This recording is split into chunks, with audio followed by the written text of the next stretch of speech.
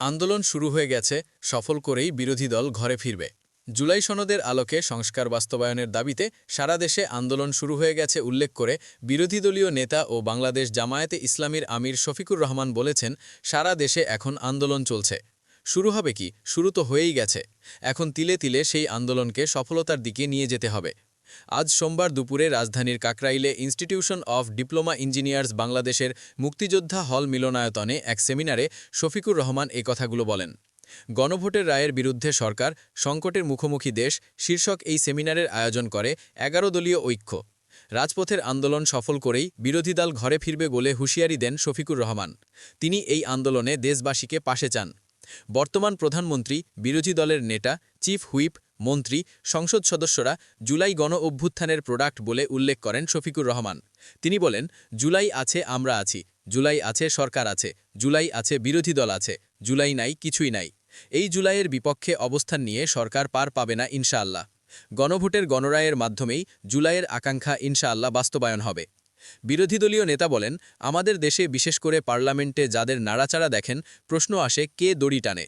সেই দড়িটা কোথা থেকে টান দেওয়া হয় জাতি বোঝে। ওই ঘুড়ির নাটাইটা কোথায়?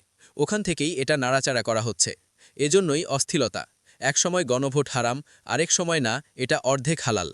একসময় একই অর্ডারের গোশত হালাল, কিন্তু ঝোলটা তার হারাম। সংসদ অধিবেশন নিয়ে জামায়াত আমির বলেন, আমাদের কণ্ঠ দমিয়ে দেওয়ার চেষ্টা করা হয়েছে। আমরাও সমান তালে চালিয়েছি আলহামদুলিল্লাহ। সুযোগ পাই না পাই আমরা কণ্ঠ বন্ধ করিনি। জামায়াত আমির বলেন, এই সংসদের বিভিন্ন ধরনের সুবিধা নেওয়ার জন্য আমরা সেখানে যাচ্ছি না। অনেক সুবিধা আছে, স্বেচ্ছায় অবলীলায় ছেড়ে দিন, নেবই না। যেটা না নিয়ে পারব না সেটা নেব, বাধ্য হব যেটাতে। অবৈধ কোনো দিকে আমাদের চোখ ও হাত যাবে না। অধিকারের পক্ষে লড়াই করতে গিয়ে যতদিন সংসদে থাকা প্রয়োজন, বিরোধী দল ততদিন সংসদে থাকবে।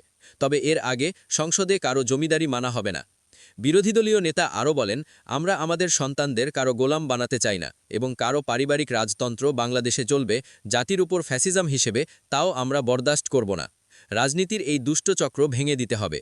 সংসদে ফ্যাসিবাদের কালো ছায়া দেখা যাচ্ছে উল্লেখ করে শফিকুর রহমান বলেন, আগে সংসদে দাঁড়িয়ে বর্তমান সরকারি দলকে তুচ্ছ-তাচ্ছিল্য করে কথা বলা হতো। এখন সংসদে তাদের কয়েকজন বিরোধী দলকে লক্ষ্য করে একই রকম কথা বলা শুরু করেছে। তাদের জিহ্বা সংযত করতে হবে। জুলাই যুদ্ধের মধ্যে দিয়ে যে দেশ গড়ে উঠেছে, এই দেশ কারো চোখ রাঙানিতে ভয় পায় না। অতীতে যারা এমন আচরণ করেছে, তাদের পরিণতি চোখের সামনেই দেখা যাচ্ছে। অপকর্ম করলে আগেরটার চাইতে পরের পরিণতি আরও ভয়ঙ্কর হবে। ইসলামী ব্যাংকে নতুন করে অভ্যুত্থান শুরু হয়েছে উল্লেখ করে জামায়াত আমির বলেন, যে ব্যাংক দেশের রেমিটেন্সের ৩২ ভাগ একা আহরণ করে, এই ব্যাংকের অস্তিত্ব বিপন্ন হলে বাংলাদেশের অর্থনীতি বঙ্গোপসাগরে চলে যাবে।